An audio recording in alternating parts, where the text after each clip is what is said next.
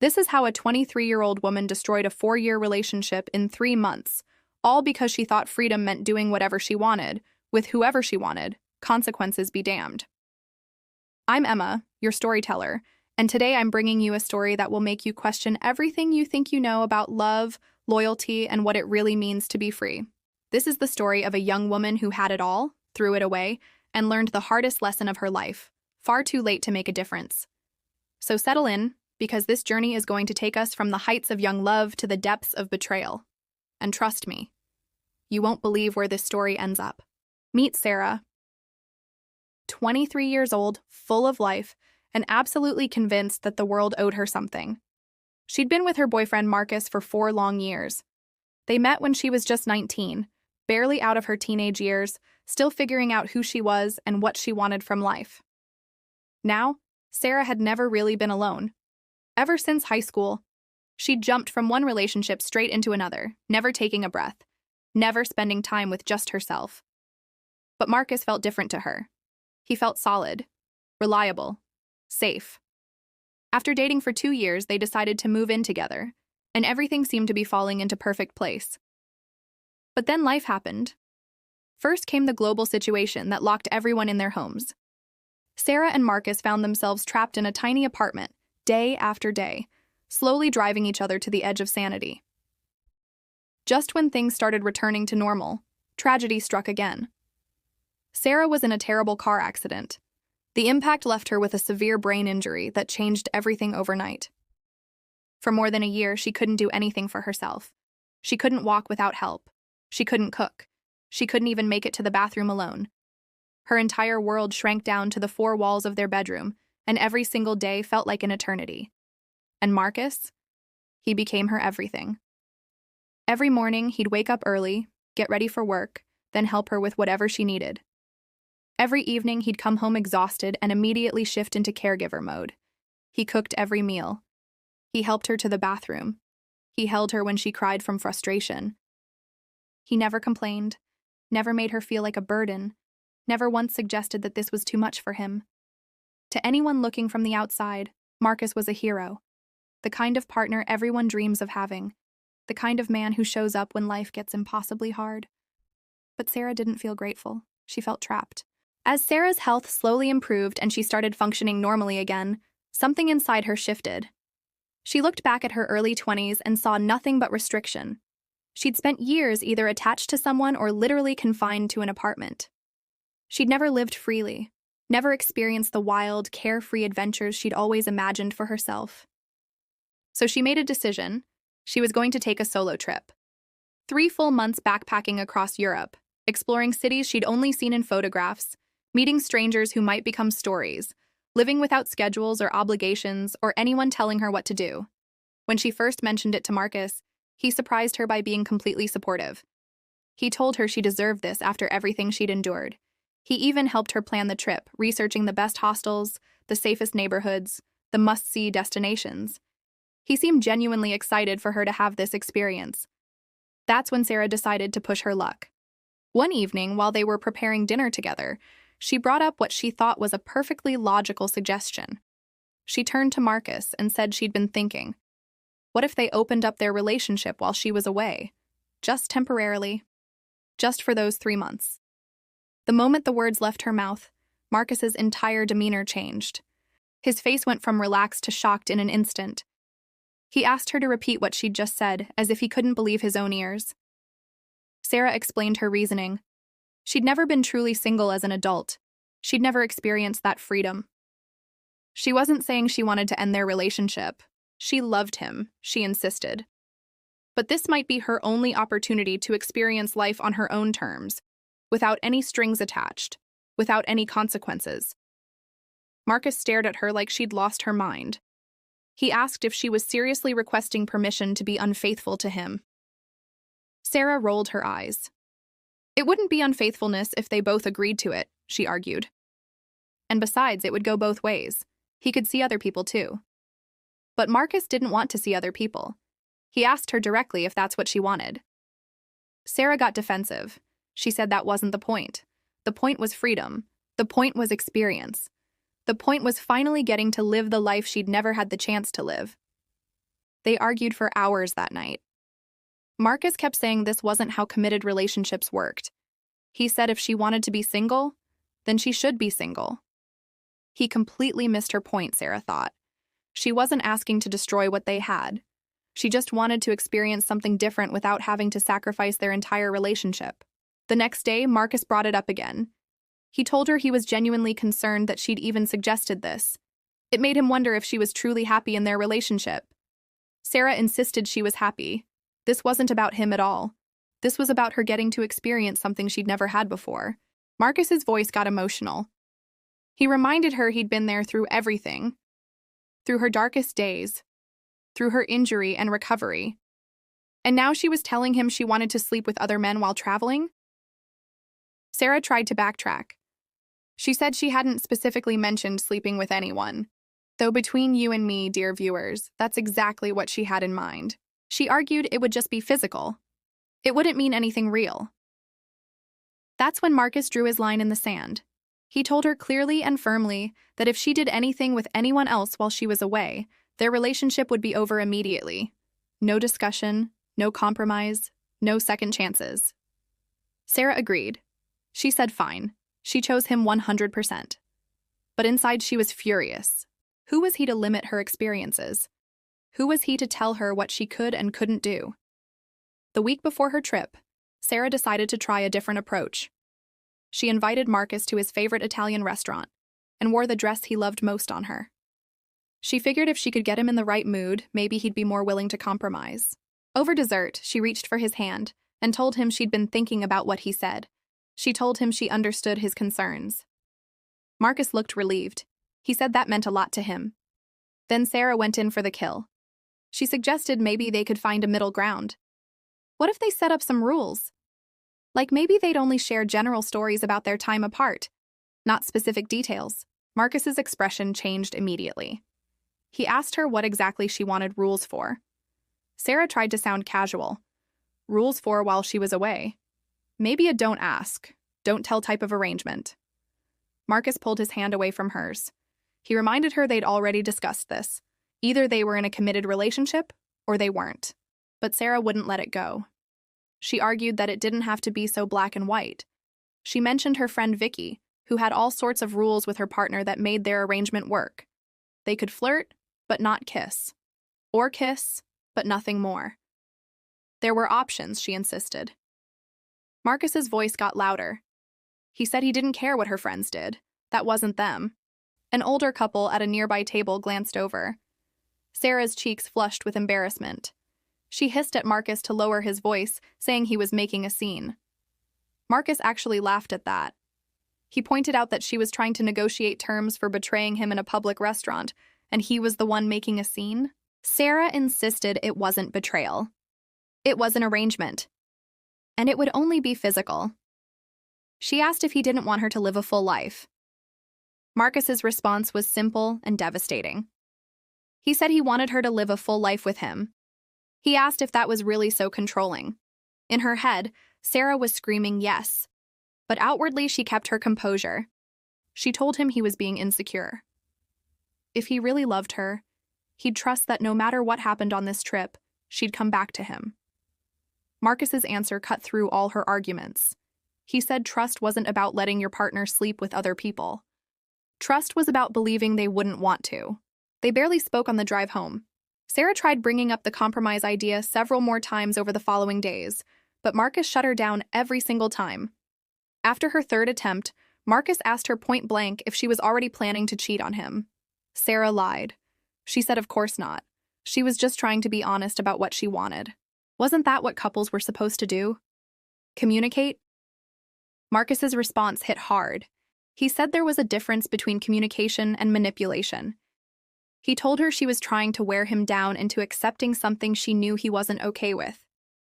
If she wanted to be single so badly, then she should be single, but she shouldn't expect him to wait around while she found herself in some other guy's bed. Sarah almost ended things right then. But her trip was only 3 days away, and she'd already paid for everything. Plus, she didn't actually want to lose Marcus. She just wanted more. So she backed down. She told him to forget she'd mentioned it, she'd be faithful. The morning of her flight, Marcus drove her to the airport. At security, he hugged her tighter than usual. He whispered for her to promise that nothing would change. Sarah promised. But as she said the words, she crossed her fingers behind his back. Not because she was actively planning to be unfaithful, she told herself, but because she didn't want to be bound by promises when she was supposed to be experiencing freedom for the first time in her life. Her first stop was Barcelona. For the first week, she played the role of the perfect girlfriend. She video called Marcus every night. She sent cute updates throughout the day. When a local guy offered to buy her a drink at a tapas bar, she turned him down. She even texted Marcus about it, thinking he'd be proud of her faithfulness. Instead, Marcus seemed annoyed that someone had hit on her at all. He asked why she was going to bars alone. Sarah's response was sharp. She reminded him she was traveling alone. What was she supposed to do? Hide in her hostel all day and night? By the second week, the constant check-ins started wearing on her. She was trying to have adventures, and there was Marcus, texting every few hours, asking what she was doing, who she was with, when she'd be back at her accommodation. Then Sarah met Zoe, an Australian woman staying at the same hostel in Valencia. Zoe was on a year-long solo trip around the world and had the most amazing stories. One night over drinks, Zoe told Sarah about her adventures with a Brazilian surfer, a weekend with an Italian chef, and a magical night with a French artist. Sarah asked about her boyfriend back home, assuming she had one. Zoe laughed. No boyfriend. Total freedom. That's what traveling was all about, she said. Finding yourself. Sarah smiled, but inside she burned with jealousy. That's exactly what she'd wanted, what she still wanted. But instead, she was spending half her trip updating Marcus about every move she made. Zoe asked about Sarah's situation. She invited her to a beach party the next day, mentioning that the guys who invited her were bringing friends. Sarah hesitated but agreed. A party didn't mean anything would happen. She was just making friends, experiencing local culture. She didn't mention the party to Marcus during their call that night. Not because she was planning anything inappropriate, she told herself, but because she knew he'd blow it out of proportion. The party was everything she'd hoped for. Music, dancing on the sand, drinks flowing freely. That's where she met Felipe. Tall, tan, with an accent that made ordinary words sound poetic. He knew all the hidden gems in Valencia, the restaurants tourists never found, the secret beaches, the viewpoints only locals knew about. When Felipe offered to show her around the next day, Sarah said yes without hesitation. It wasn't a date, she reasoned. It was just a local showing a tourist the authentic side of his city. She didn't tell Marcus about Felipe either. Over the next few days, Sarah started pulling away from Marcus without fully realizing it. She'd miss a call here, take hours to respond to a text there. Every time her phone buzzed with another message from Marcus, she felt a flash of irritation. Here she was, finally having the adventure she'd dreamed about, and he couldn't give her space to enjoy it. One evening, after Felipe showed her a breathtaking sunset from a cliffside spot only locals knew about, he kissed her. And Sarah kissed him back. It meant nothing, she told herself, just part of the experience, a fleeting moment in a foreign country. It wasn't really cheating, just a kiss. But it didn't stop at a kiss. Back at her hostel, guilt eating at her insides, Sarah did what seemed logical to her. She picked a fight with Marcus. He'd sent a text asking if she was back safe. Somehow, it set her off. She called him, already fired up, demanding to know why he was constantly checking on her. Didn't he trust her at all? Marcus sounded confused. He said of course he trusted her. He just worried about her safety. Sarah's voice rose. She told him she wasn't a child. She could take care of herself. They argued for almost an hour. Sarah said things she didn't mean. She brought up old fights. She accused him of being controlling. By the time they hung up, they were both angry. And Sarah felt relieved, like she'd created enough of a distraction that Marcus would never suspect anything about Felipe. The next day, when Felipe texted asking if she wanted to go wine tasting, Sarah said yes without hesitation. When he brought her back to his apartment afterward, she didn't stop him. And when he kissed her again, she didn't think about Marcus at all. Sarah didn't call Marcus that night, or the next. When he finally reached her, frantic with worry, she lied smoothly. She told him her phone had died and she couldn't find her charger. Marcus sounded relieved. He apologized for their fight. He said he missed her. Sarah told him she missed him too. And in that moment, she almost meant it. Almost. For the rest of her time in Valencia, Sarah lived two completely separate lives. With Marcus, she was the dutiful girlfriend sending safe updates about tourist attractions and local food. With Felipe, she was someone else entirely. Carefree, adventurous, unburdened by promises or guilt. She told herself what Marcus didn't know wouldn't hurt him. That she'd leave this all behind when she moved on to her next destination. That it didn't count if it happened in another country. The night before she left Valencia, Felipe asked for her number. He said he wanted to keep in touch. Sarah gave it to him even though she knew she shouldn't, even though she planned to block him as soon as she was on the train to her next city. But she didn't block him. And when he texted her photos of their spot by the cliffs saying he missed her, she texted back. When he suggested meeting up in Barcelona before she flew home, she didn't say no. Meanwhile, Marcus was planning his visit. 2 weeks with her in Italy, the final stop on her trip. He sounded excited on their calls, talking about all the places they'd explore together.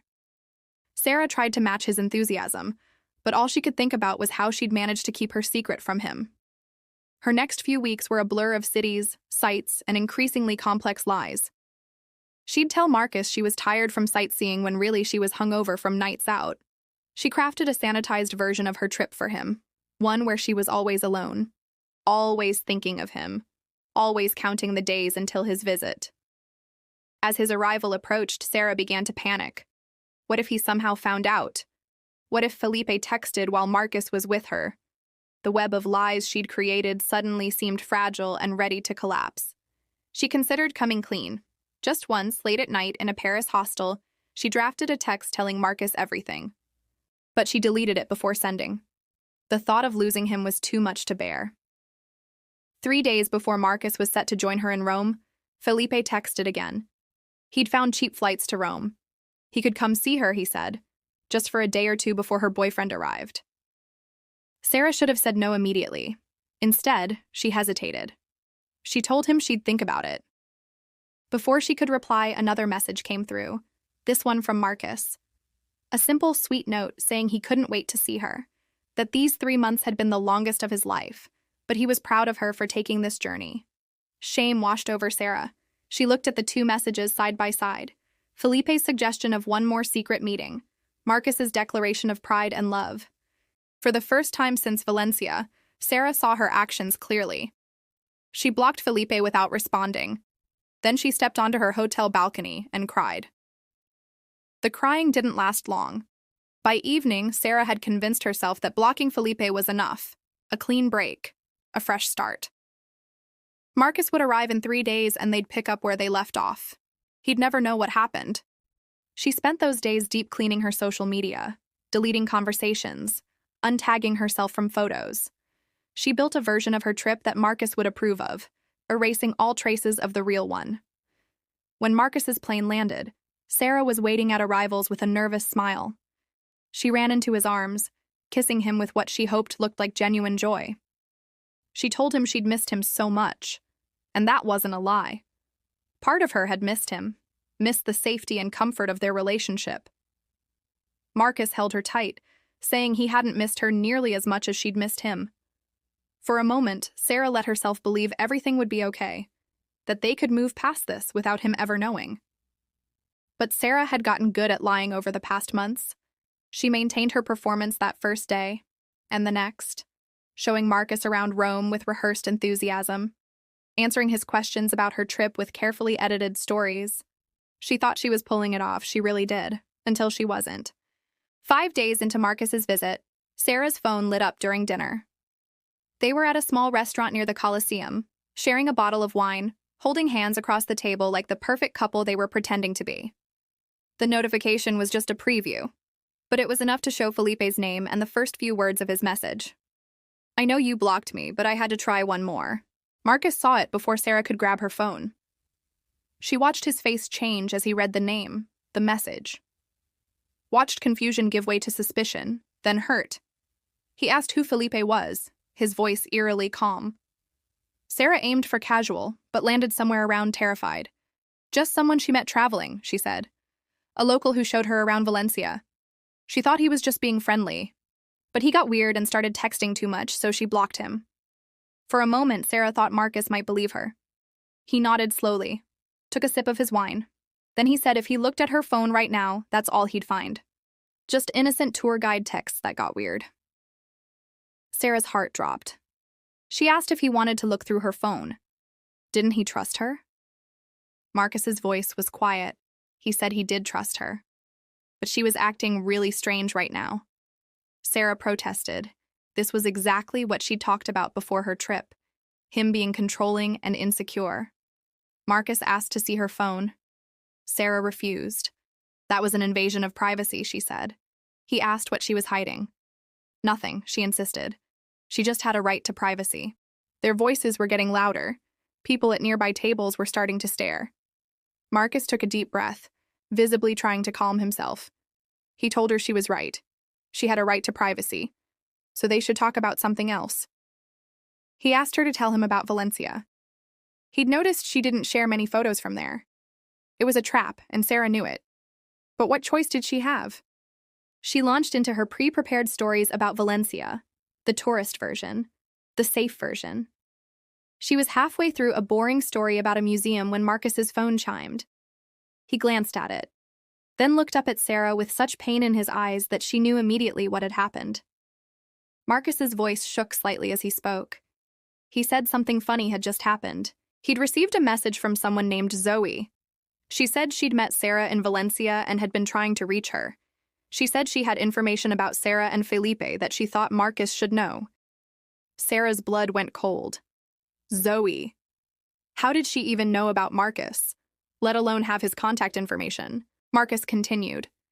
Zoe said they'd talked a lot about him, that Sarah had shown her pictures, told her all about them, about how controlling and insecure Marcus was for not wanting an open relationship, about how Sarah was going to live her life anyway, because what happens in Europe stays in Europe. Sarah couldn't speak, couldn't breathe, couldn't do anything but stare at Marcus as her carefully constructed lies collapsed around her. Marcus went on. Zoe said she'd felt guilty. She'd encouraged Sarah at first, but didn't realize how serious their relationship was.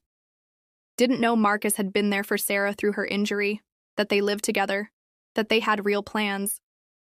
She'd found Marcus on Sarah's social media and thought he deserved to know the truth. Sarah finally managed to speak. She told Marcus it wasn't what he thought. Marcus asked her directly, "What did you do in Valencia, Sarah?" Sarah could have lied again. But what was the point? The truth was catching up to her. The words came out between tears. It was just physical, she said. It didn't mean anything. She was just having experiences like she wanted to before the trip. If Marcus had agreed to the open relationship like she asked, this wouldn't even be an issue. Marcus's face hardened. So this was his fault, he said. She'd cheated on him because he wouldn't agree to let her cheat on him. Sarah tried to explain. She said she didn't cheat. Well, yes, technically, but it wasn't about him. It was about her experiencing life, having freedom after being trapped for so long. Marcus stood up from the table. He said he didn't understand betraying someone who loves you. He didn't understand lying for months. He didn't understand blaming your partner for your own choices. He threw some euros on the table for their unfinished dinner and walked out. Sarah ran after him, crying, causing a scene in the middle of a Roman street. She begged him to wait. It was a mistake. It would never happen again. Marcus stopped and turned to face her. He told her she was right about that. It wouldn't happen again. They were done. Sarah couldn't believe what she was hearing. He couldn't just end things like this. Not after 4 years. Not after everything they'd been through. Marcus's response was final. He said she'd ended things. She'd ended things the moment she decided to lie to him, to betray him, to blame him for her choices. He was just making it official. He walked away then, and this time, Sarah didn't follow. Sarah stood in the street, tears streaming down her face, watching the best thing in her life disappear around a corner. She spent that night alone in their hotel room, alternating between sobbing, sending desperate texts that went unanswered, and raging at how unfair it all was. Yes, she'd made a mistake, but did that really erase 4 years of history? Did Marcus have to be so dramatic? So unforgiving? She woke up hoping he'd calm down, that they could talk rationally. But there was nothing. No calls, no texts, no Marcus. Just a notification that he'd changed his flight and would be leaving Rome that morning. Sarah went to the airport thinking maybe she could catch him. Explain better. Make him understand. But his flight had already departed. He was gone. The last 2 weeks of her trip passed in a blur of misery. She couldn't enjoy anything. Not the sights, not the food, not the freedom she'd supposedly wanted so badly. All she could think about was what she'd lost. And for what? A few meaningless encounters with a guy whose last name she couldn't even remember. When Sarah finally flew home, she was certain Marcus would be there. That they'd have a big dramatic reunion. That he'd forgive her. That they'd move past this. That's how these stories were supposed to end, right? But Marcus wasn't at the airport. He wasn't at their apartment either. His things were gone. Clothes, books, everything. All that remained were the things they'd bought together. The life they'd built, now half empty and hollow. Sarah called him, texted him, emailed him. Nothing. She tried his friend Brian, who answered coldly that Marcus didn't want to talk to her. Sarah asked where Marcus was staying. Brian actually laughed. He told her Marcus wasn't hiding. He'd moved out, got his own place, started over. She should do the same. Sarah couldn't believe it was really over. Not after everything. Not without a proper goodbye. Not without a second chance. As days turned to weeks, reality began to sink in. Marcus wasn't coming back. Their relationship, their plans, their future, it was all gone. Because of one stupid mistake. Because of her selfishness. Because she'd thought she could have it all without consequences. 3 months after returning home, Sarah ran into Brian at a coffee shop. She asked about Marcus, hungry for any information. Brian's tone made it clear the conversation would be brief. He said Marcus was good. Really good, actually. He'd gotten a promotion, started seeing someone new, seemed happy. The words hit Sarah like physical blows. Marcus was supposed to be devastated without her. He was supposed to be miserable, waiting for her to win him back. Instead, he'd moved on completely.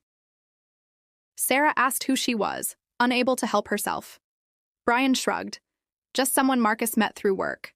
She seemed nice, normal, trustworthy. The emphasis on that last word was unmistakable.